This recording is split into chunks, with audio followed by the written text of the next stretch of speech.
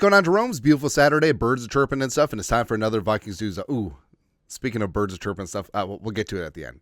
But slinging Sammy Darnold, probably going to be one and done here with the Minnesota Vikings, but he's been voted the Pro Football Writers Association of America's most improved player for 2024. Now, I like what PWFA does. They split up comeback player of the year and most improved player. Right, so there's no consternation. I think the Associated Press just split it up.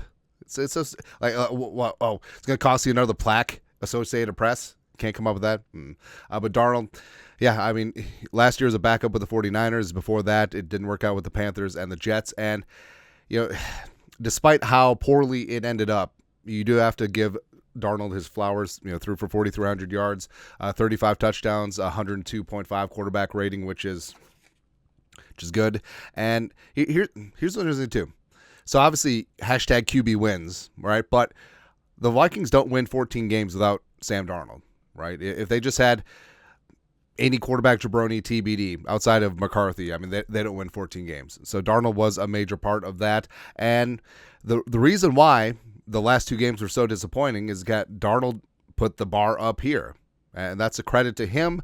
But because here's the thing, like, say you take the Lions and the Rams game, just put them in a vacuum and be like, hey, without knowing anything else would happen in the rest of the season, and Darnold played like this in these two games, the Vikings lost, you'd be like, yeah, that makes sense. It's Sam Darnold, his career backup, blah, blah, blah, blah, blah, blah, blah. But then you find out he's a Pro Bowler, and you find out the rest of his season, it's pretty damn amazing, right? So Darnold does deserve a little bit of credit. Time will heal all wounds, but God, I was so pissed. I was so pissed for a fistful of days after both those games because I really thought we were just going to ride a slinging Sammy Darnold heater like 2012 Joe Flacco playoff run, but maybe not so much. And Darnold took to the gram, posted some nice photos of himself and his teammates with the caption, "Year 7, so grateful for my teammates, coaches, and the entire organization. We created memories and relationships that last a lifetime, and we got to do it in front of the best fan base in the world." Now, not reading too much into it, but that seems like a goodbye. Now listen when you say goodbye. That's a goodbye letter. So that's closure, because if there's an inkling that Darnold will be back, you would think that fired up, ready to go, let LFG 2025, run it back, all that stuff. There wasn't any of that. Also, you did notice after the Vikings got eliminated by the Rams that J.J. McCarthy definitely ramped up his social media game. I don't think that's an accident. I think that McCarthy subtly and passive aggressively just be like, mine. This is my. I bought Joe Mauer's house when there's trade rumors. Mine. This is mine. This is me. Yeah. Wow. Also, this is me. So I love that Pete Carroll's back in the game. Pete Carroll's old ass is 73 years old, but he's back. You'd love to see it. Former defensive backs coach for the Vikings, by the way. Plus, it always felt like he was pushed out in Seattle. Sort of it is what it is. Now, Pete is not he's still rah-rah, chewing gum and all that stuff, but he's not the diehard X's and O's guy anymore. He has to hire really good coordinators, and I think that he has some interesting opportunities here. Now, everyone and their mom's thinking, okay, Russ and Pete, like, they didn't end up great in Seattle, but they made up. They can run it back. The absolute galaxy brain move for Pete and the Raiders and Tom Brady would be hiring Josh McCown as your OC and finding a way to get Sammy Darnold. Now, I don't think that tag and trade is going to be on the table, but you never know. Right? If there's going to be drumming up some demand for Sam Darnold, some team doesn't want to bid against himself, they can secure their Sam Darnold's rights through the Vikings via tag and trade. I'm sure that's something that Kwesi and some GMs will talk about down at Vikes in Mobile at the Senior Bowl coming up. And if they can secure the rights for Sam Darnold for like a 3 and a 4, as opposed to just trying to win a bidding war, let's go. Let's go. So that would be a great move for Pete and the Raiders.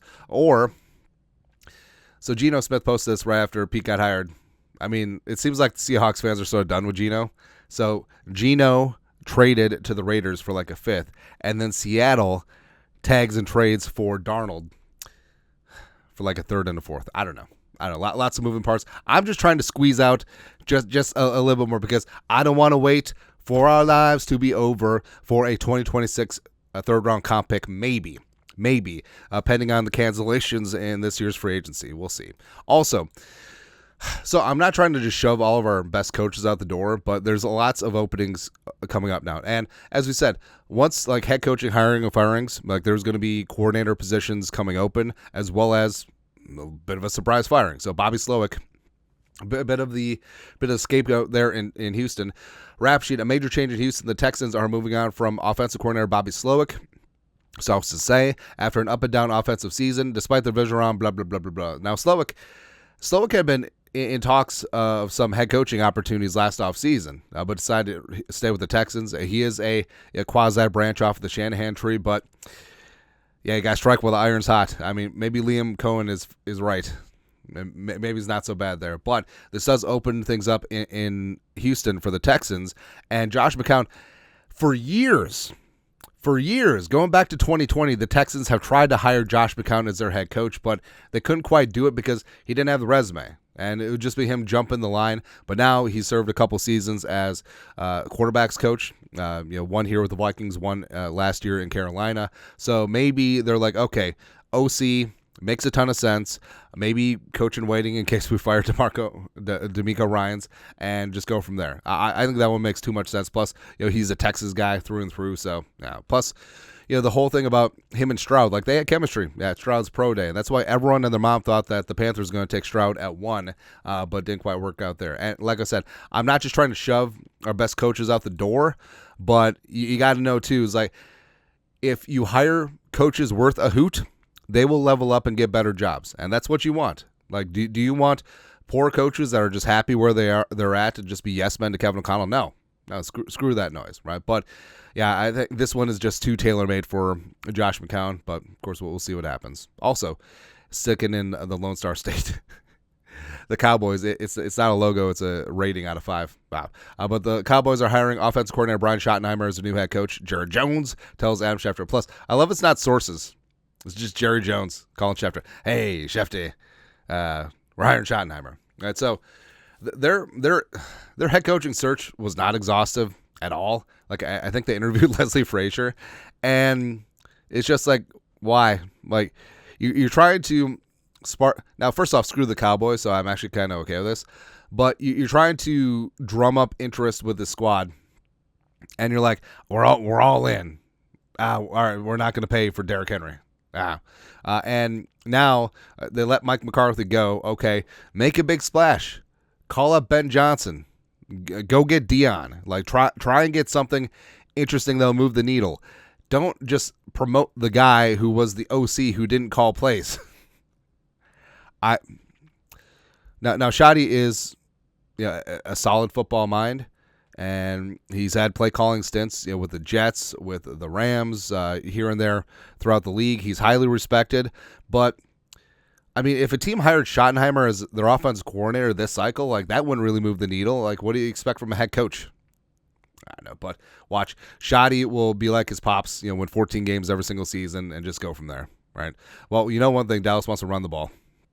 That's about it. But hey, maybe they can get the band back together because Kevin O'Connell was a backup quarterback to Mark Sanchez on some of those Jets teams that was coordinated by Shotty. Well, Patton was in that mix too. Yeah, who knows? Speaking of who knows. It's things that make you go, huh? So CBS Sports put this together. Penalties called on opponents regular season since 2022. So not penalties on your team, on the other squad. Vikings far and away numero uno at 363. Now you would say that the refs favor the Vikings in this spot. Oh, they get most penalties, so that must be it. No, or maybe it's that the Vikings over the last 3 seasons have played some cheating ass bastards. Maybe that's it. Oh, also, it should have been 364 except for the Sam Darnold face mask. Yeah, forget about that. No, but that certainly is an eye-opening stat. Or it's one of those spots where the Vikings in flow, they don't get all of the high leverage calls, but then it's ticky-tacky at the end just to make the box score look good. Once you see that, it'll never blow. So like, watch Chiefs and Bills. Like the Chiefs will get all the calls on Sunday, but then the Chiefs will get called for a bunch of ticky-tacky penalties at the end. So they'd be like, oh, well, the Chiefs have more penalties, 10, and then the Bills did 8, except all 8 of the Bills' penalties were like third down. I don't believe this. I also don't have time to go back and count, but who knows? Oh, speaking of which, birds are chirping and stuff. So it was the last installation of adofo-mensah, and you're talking about the weirdest app that you have on your phone that's not common. And a lot of these guys apparently have like bird apps.